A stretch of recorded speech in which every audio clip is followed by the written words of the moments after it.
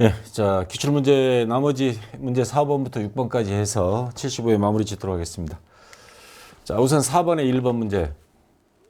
10월 15일 비품을 주식회사 흥국재생에 550만 원 부가가치세 포함입니다. 그러니까 500만 원에 50만 원 현금 처분하고 전자세금계산서를 발급하였으나 회계 처리 시 감가상각누 계획을 고려하지 않았다. 처분일 현재 비품 취득가액은 800만 원이고 감가상각누 계획은 350만 원이다. 자, 그러면 10월 15일 거를 한번 일단 들어가서 보시기 바랍니다. 10월 15일 가서 보니까 자, 수정전 여기 10월 15일 과세해서 공급가액 500만 원, 그다음 부가시세 별도해서 차변에 유형자산 처분 손실 현금, 그다음 대변에 비품 부가세 예수금 이렇게 해서 입력이 돼 있습니다. 근데 문제는 지금 이게 감가상각 누계액이 있는데 요거 350만 원 있죠. 이거를 고려하지 않았다는 소리입니다. 그럼 감가상각 누계액이 들어가야만이 유형자산 처분 손실인지 이익인지 정확한 계산이 되는데 지금 그걸 빼고 유형자산 처분 손실해서 이렇게 입력을 했더라 이 말입니다. 부가세까지 포함이니까 매입 매출 전표 입력이 된 거죠. 그러면 요거를 수정을 해줘야 됩니다. 자, 그래서 자, 원래 지금 입력된 거는 이렇게 돼 있습니다. 아까 입력된 거 분계가 차변에 현금 유형자산 처분 손실, 대변에 비품 부가세 예수금. 그러면 요게 바뀌어져야 될 게 차변이 자, 현금 550만 원 받은 거는 그대로인데 그다음에 대변에 비품 800만 원. 자, 여기에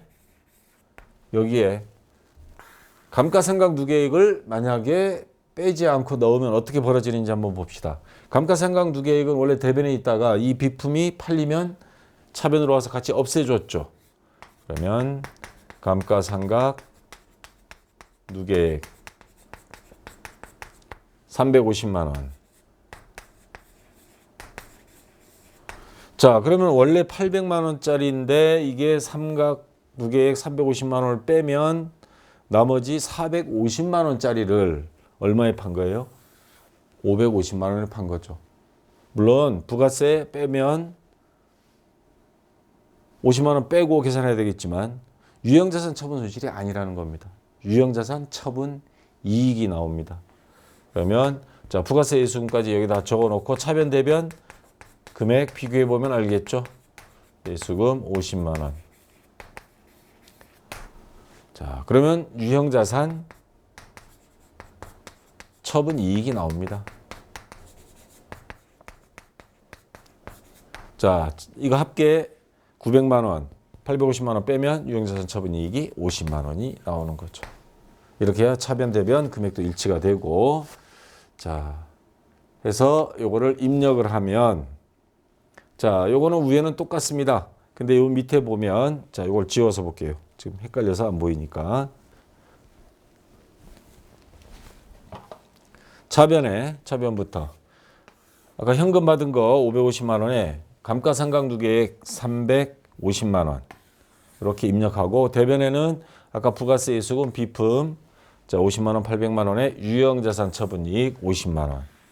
이렇게 하는 게 정상적인 건데 유형자산 감가상각 누계액을 빼버리니까 유형자산 처분이 50만 원 나올 건데 유형자산 처분 손실이 됐었죠 아까.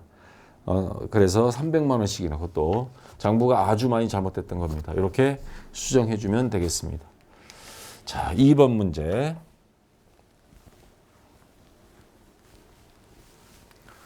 (12월 5일) 영업부가 둘리 유통에서 소모품 33,000원, 부가시세 포함입니다. 3만 원에 3,000원. 현금으로 구매한 것을 일반 전표에 입력하였으나 적격 증빙으로 전자세금계산서를 발급받은 것이 확인되었다. 소모품비 계정으로 처리할 것. 이게 뭐가 잘못된 거죠? 일반 전표 입력이 할 게 아니라는 소리죠. 왜? 전자세금계산서 받았으니까 매입 매출 전표 입력해야죠. 그래서 12월 5일 가서 일반 전표 입력된 거는 삭제하고 매입 매출 전표 입력 가서 다시 입력을 해야 됩니다. 자, 그러면 요거 거기 있는 거 분계 그대로 옮겨오는데 단 부가세 대급금 요게 빼먹었었죠. 요거 포함해서 자, 하나씩 입력해 보겠습니다. 우선 매입이죠. 과세 매입. 자, 11번 요거 입력하고 51번이죠. 51번. 품목은 소모품. 계정은 물론 소모품 비계정으로 할 건데 품목은 소모품을 사온 거고 3만 원에 3천 원이죠. 부가세 포함이니까 거래처 둘리유통 자 해주고 전자생산에서 받았으니까 분계는 혼합하고요. 자, 우선 차변에 소모품비 3만 원에 부가세 대급금 3천 원은 여기 윗줄에 입력하면 자동으로 나옵니다. 그리고 자, 대변에 현금 자, 현금으로 구매했으니까 33,000원 해서 이렇게 입력을 하고요. 자, 분계에는 현금 또는 혼합 둘 다 됩니다. 어느 걸 하든 간에 자, 이렇게 해서 입력을 해주면 되겠습니다. 자, 됐고요. 그 다음 자, 5번 문제입니다.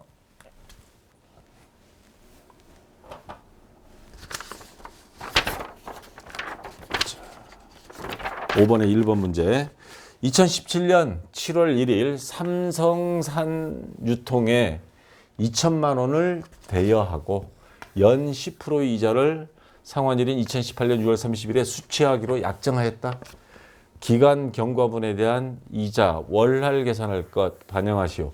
자, 지금 2017년 12월 31일 결산일입니다. 그러면 7월 1일 날 빌려줬어요.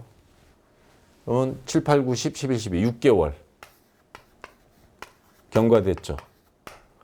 근데 이자가 연 10%니까 2천만 원에 대해서 연 10% 하면 200만 원입니다. 200만 원에 대해서 언제 받기로 했냐면 상환할 때 1년 후에. 그래 돈은 나중에 받지만 2017년분 6개월은 단기 장부에다가 수익을 잡아줘야 됩니다. 그래서 요거의 절반 곱하기 2분의 1, 6개월치 그럼 100만 원을 단기분 수익으로 해줘야 됩니다. 그래서 대변에 이자 수익 100만 원. 그리고 차변에 아직 받지 못한 거니까 미수 수익.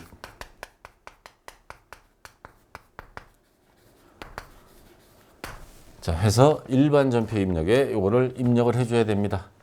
차변에 미수 수익 100만 원, 대변에 이자 수익 100만 원 해서 이렇게 입력을 해주면 되겠습니다.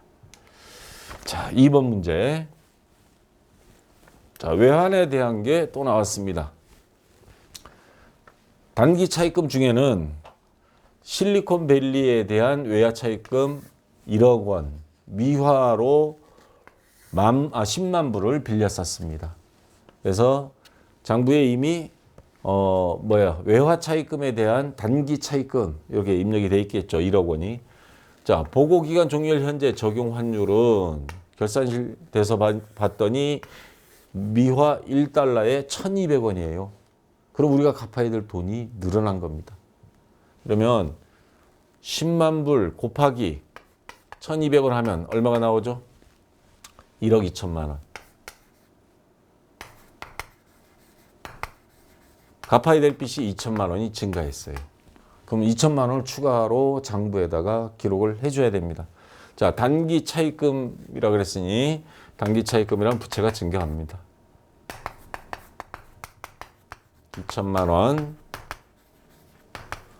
자, 이거는 손실 본 게 뭐예요? 외화 환산 손실이죠. 2천만 원. 해서 입력해주면 되겠습니다. 자, 네, 여기 있네요. 이건 아까까지 입력한 거고, 자, 단기 차입금 2천만 원 증가한 거 대변에, 예, 그리고 거래처 실리콘밸리 이거 꼭 들어가야 되죠. 영어로 SIL 치면 검색하면 나타날 겁니다. 실리콘밸리 단기 차입금 2천만 원. 차변에는 외화 환산 손실 2천만 원 해서 이렇게 입력해 주면 되겠습니다. 자, 이제 법인세 비용인데 요거 아직도 헷갈리신 분들이 좀 있는 것 같아요. 결산자료 입력으로 하십시오. 시간도 이제 거의 끝부분이라서 쫓기기도 할 거고 결산자료 가서 당기 법인세 비용은 1,050만 원이다. 선납세금을 반영하여 추가로 납부하게 될 금액을 미지급세금으로 대체하시오. 단 선납세금은 조회하여 사용할 것. 그래서 제가 결산자료 입력해서 조회를 해봤습니다. 결산자료 입력해서 여기 밑에 보면 맨 밑에 있습니다. 법인세는. 법인세 등 해서 그 밑에 괄호 1번에 선납세금. 여기 보시면 결산 전 금액이 선납세금이 500만 원이 있습니다. 그러면 얼마만 더 내면 되는 거예요? 500만 원 빼면 550만 원만 미지급 세금으로 대체하라 그랬죠. 그러면 여기 보시면 결산 반영 금액 메뉴는 여기 있고요. 결산 전에 이미 선납세금을 냈던 겁니다. 자산 계정이거든요, 선납세금은. 그러면 이제 법인세가 확정이 됐으니까 요 자산 계정 요거는 없애줘야 됩니다. 그래서 여기에다가 옮겨 적어줘요. 500만 원. 그리고 나머지 법인세 550만 원은 요 밑에 추가 계상액. 여기에 550만 원. 그러면 요 1,050만 원 자동으로 합산됩니다. 계산이 자동으로 더해져서 여기 나타나는 거예요. 자, 다시 한번 정리하면 법인세가 결산시 가서 총 얼마로 계산되었다 하면 선납세금 있는 거 이쪽으로 옮겨서 적어주고 그냥 옮긴다는 게 그냥 여기 적어주면 알아서 얘는 사라져요. 그 다음에 나머지 모자란 것만 추가 계상액 자리 2번 자리에 입력해주고 그리고 잊지 말아야 될 거 반드시 결산자료 입력에서는 전표 추가. 그래서 입력을 하면 자 한번 어떻게 됐는지 한번 일반 전표 입력 가서 한번 볼게요. 이거 안 나왔구나. 제가 저 캡처는 안 받아왔는데 일반 전표 입력 자리에 가면 요 선납세금 있죠. 차변에 있던 선납세금 대변으로 오고 없어지고 법인세로 전환이 됩니다. 대체가 돼요. 대체가 되고 나머지 또 미납세금에 대한 아직 미지급세금 미납부 세금에 대해서 550만 원 분계가 자동으로 설정됩니다. 자, 입력해서 전표 추가한다는 거 요것만 자, 잊지 마시고 자, 조회 문제입니다. 6번 문제.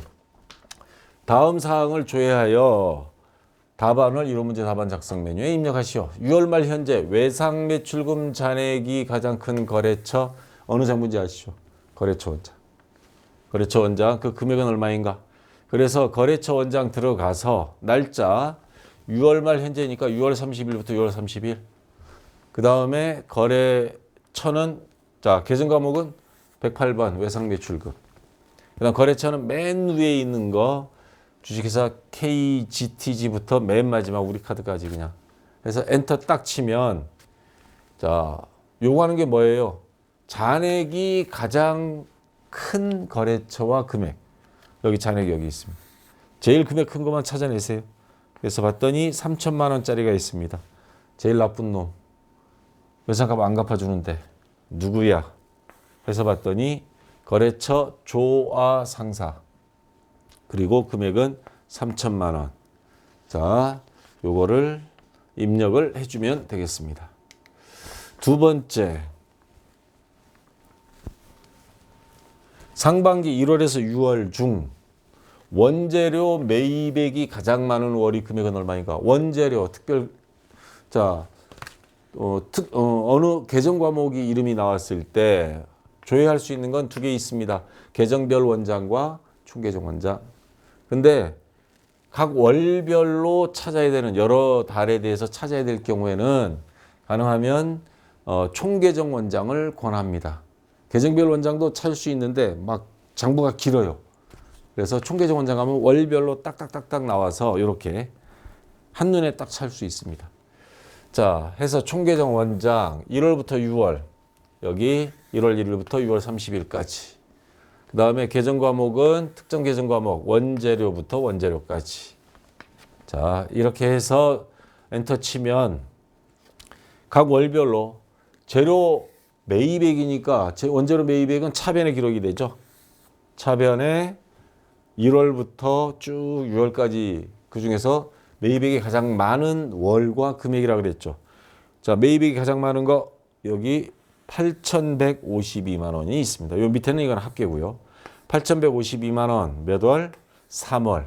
그래서 그거를 3월 하고 금액은 8,152만 원 요거 입력해 주면 되겠습니다. 자, 마지막 3번 문제. 질문이 5월 20일 현재 현금 잔액은 얼마인가? 이거 어느 장부인지 딱 나왔죠? 현금 출납장. 딱 나왔죠? 현금 출납장 가서 5월 20일 현재라고 했으니까 날짜 5월 20일부터 5월 20일. 그래서 여기서 잔액이라고 그랬습니다. 입금, 출금 잔액. 그리고 요 밑에 보시면 이거는 전월 2월이에요. 전일 2월, 전일. 지난 날짜에 5월 19일 잔액 넘어온 거고 오늘 현재 5월 20일 거래 요 하나밖에 없습니다. 그래서 제일 밑에 잔액 보니까 620만 원. 620만 원. 요거를 입력을 해주면 되겠습니다. 자, 여기까지 해서 다 끝났습니다. 자, 이번 77회 시험 보시는 분들, 자, 요거 보시고 요 정도 난이도면 괜찮으니까 여러분들 꼭 다 합격해서 합격 수기 한번 기대해 보겠습니다. 자, 수고했습니다.